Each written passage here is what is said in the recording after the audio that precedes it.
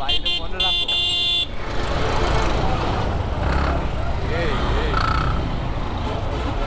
Bye bye bye bye, ধরো ধরো ধরো ধরো ধরো, তুলে দিলো তুলে দিলো তুলে দিলো। What is up everyone, welcome back to my YouTube channel and Facebook page. Get होता सर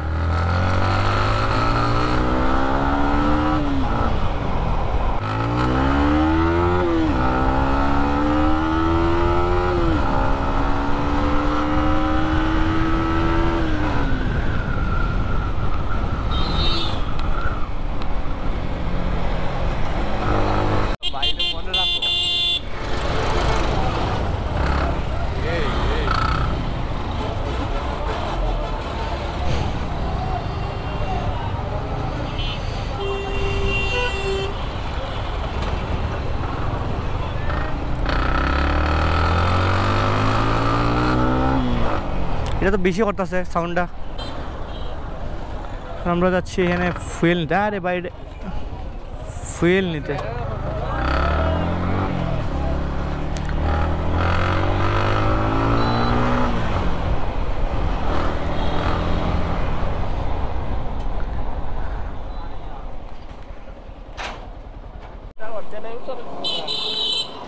বলা নেই আয়ুন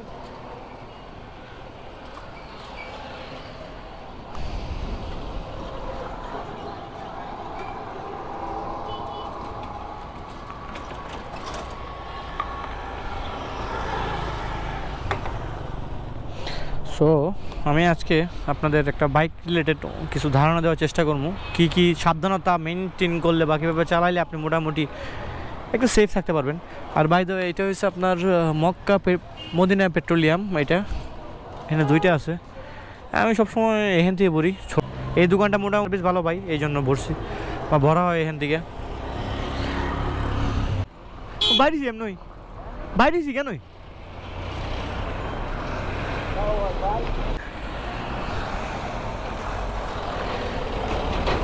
ট্রাক। তেল ভরা শেষ, এখান থেকে এখান ঘুরাই যাবো। পারি না তো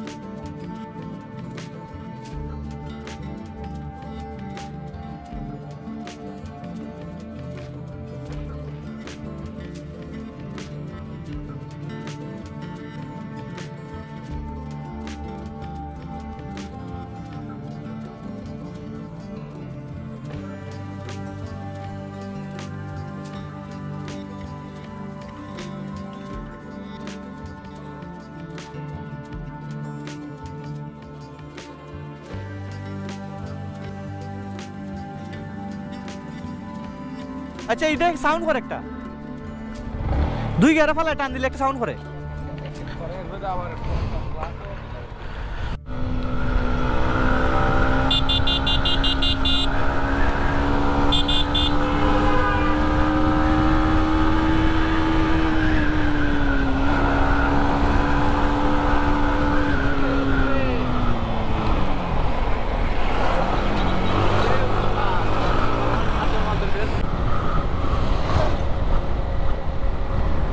আজকে কি করবো কোনো আইডিয়া পাইতেছি না।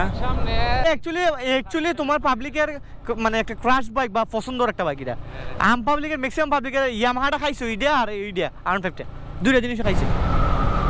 এখন চলতেছে বিকালবেলা বের হয়েছি, আর এখন ইদানিং এই 1-2 দিন যাবত একটু ঠান্ডাটা কমছে, আগের থেকে অনেক কম। আপনার টাইমিংয়ের কারণে একটা ব্যাপার স্যাপার আছে। যারা রাইড করে আমি ম্যাক্সিমাম দেখছি কোনো গ্রুপ রাইডে পরে যাওয়ার পর ধরুন একটা গাড়ি আসতেছে এখান থেকে যাবো, ও কোন টাইমিংটা মিলে মানে একটা মানে ক্রস করবো ওই টাইমিংটা যদি না মিলাইতে পারেন, সামনে গাড়িটা কীভাবে আসতেছে আর আপনি কীভাবে যাচ্ছেন ওইটা যদি ক্যালকুলেশন করতে পারেন তাহলে অনেকটা ইজি হয়ে যায় গাড়িটারে ওভারটেক করার সময়। আর অ্যাকচুয়ালি আমাদের দেশে এই মিস ক্যালকুলেশনটা করতে না পারার কারণে ছেলেবেন বা ইয়াং যে ওরা অ্যাক্সিডেন্ট করে। সেদিন রিসেন্টলি আমি এটা ফলো করছি, আমার ভাই বাদার ওই যার বাইক এটা, সে কী করছে, একদিকে গেছিলাম একটা সিএনজির পিছনে টমটমের পিছনে মোটামুটি স্লো করছিল, ভাবছিল যে স্লো করে যাইবো, বাট আমি ওরা বলছি টান দো, মানে যদি টান না দিত তাহলে ওইটা টাইমিংটা বাজে হয়ে যেত আর একটা কাহিনী করে যেত।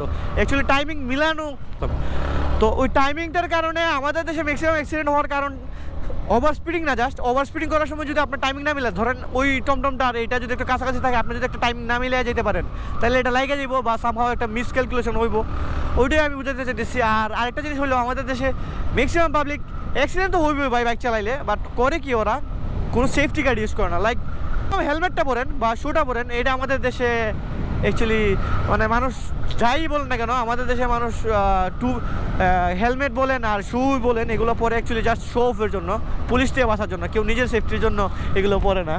হেলমেট আমাদের দেশে হেলমেটগুলো পরা হয় মানে মানে এই কারণে। আর যখন আপনি ট্যুর করবেন, ট্যুর করার সময় অবশ্যই গাড়ি সার্ভিস করানো প্রয়োজন।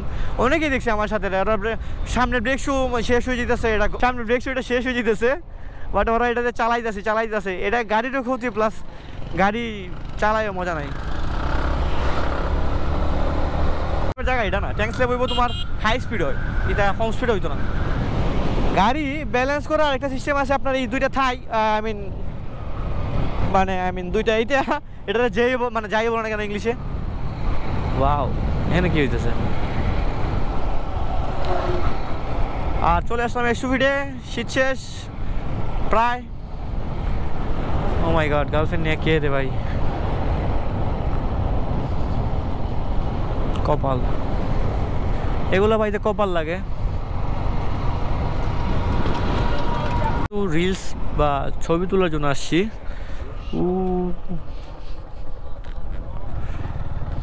ও আমি বাই দ্য ওয়ে বলে রাখি, আমার ফেসবুক একটা পেজ আছে, আমার আগেও একটা পেজ ছিল, আগেও একটা পেজ ছিল আর1 বিও, আমার ইউটিউব চ্যানেলের নামে ওইটা আমি মোটামুটি আমার কাছে আর অ্যাক্সেস নাই।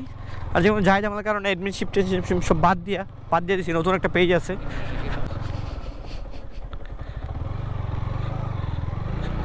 বাইলে আমি যাবো, বাই ধরো তুলে দিল আচ্ছা। আর এখন ছবি টবি তুলবো, ছবি তোলার কিছু দরকার আছে, যদিও আমি ফেসবুকে তো কিছু ছবি ছাড়ি না।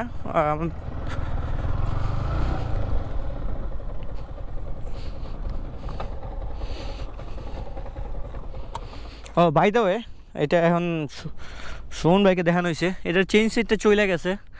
আর যেখান থেকে ফুয়েলটা লাস্ট টাইম ভরা হয়েছিল ওই জায়গায় ফুয়েলটা মেবি লাস্ট টাইম না, এখানে মাঝখানে কয়েকদিন ঢাকা গেছিলো ওইটা, ওই সময় মেবি কোনো মানে যায় ঝামেলা হয়েছে, চেন সেট গেছে। আর এটা গাড়িটা ওয়াশ করানো লাগবো আবার। বাস এই বাংলাদেশের ইয়ামাহার আছে না, ইয়ামাহার এই প্রবলেম, বাজে তেল আর সার্ভিস কস্ট যদি এই জীবনটা নষ্ট হয়ে যায়। ধরেন আপনার এখন এটার তেলটা সম্পূর্ণ ফালাই আবার নিউ তেল ভরা লাগবো, এফআই ইঞ্জেক্টর সবগুলো ক্লিন করা লাগবো, এই আবার চেন সেটটা চেঞ্জ করা লাগবো। চেন সেটের দাম না হইলেও আছে আপনারা আনঅফিসিয়ালি নিলে আই থিঙ্ক 4-5 হাজার, আর যদি অফিসিয়ালি নেন তাহলে 6-7 হাজার। আই থিঙ্ক এটাতে জমতাই বা সামথিং এইরকম থার্ড পার্টি কিছু ইনস্টল করলে বেটার, ওইগুলো পারফরমেন্স আরও ভালো দিব। দাঁতটাতে একটু চেঞ্জ করলে গাড়ির টর্কটা একটু আলাদা চেঞ্জ করা যাবো। So that's it for today. আজকে ভিডিওটা এই পর্যন্তই। যদি ভালো লেগে থাকে তাহলে অবশ্যই like, comment and share and subscribe. আল্লাহ হাফেজ, টেক কেয়ার।